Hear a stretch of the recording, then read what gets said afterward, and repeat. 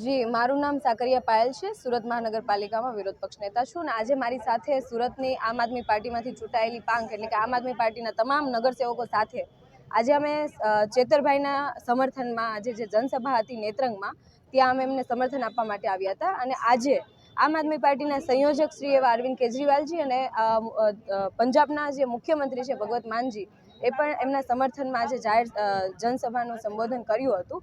અને આવનારી જે લોકસભાની ચૂંટણીઓ જે નજીક આવી રહી છે, તો એમાં ચેતરભાઈ વસાવા ઉમેદવારી કરશે અને લોકસભાની સીટ ઉપરથી લડશે, એમની પણ જાહેરાત માનનીય અરવિંદ કેજરીવાલજીએ કરી છે। આજે ખૂબ મોટી સંખ્યામાં અહીંના લોકો, અહીંના આદિવાસી સમાજ ખૂબ મોટી સંખ્યામાં આવ્યા હતા, જે બદલ અમે સૌનો આભાર માનીએ છીએ અને સાથે સાથે એક આશા અને અપેક્ષા રાખીએ છીએ કે આવનારી જે ચૂંટણી છે એમાં ચેતરભાઈ વસાવા ખૂબ જંગી બહુમતીથી જીતે અને ભારતીય જનતા પાર્ટીના તમામ ઉમેદવારોની ડિપોઝિટ પણ જાય એવી આશા રાખીએ છીએ। જય હિન્દ।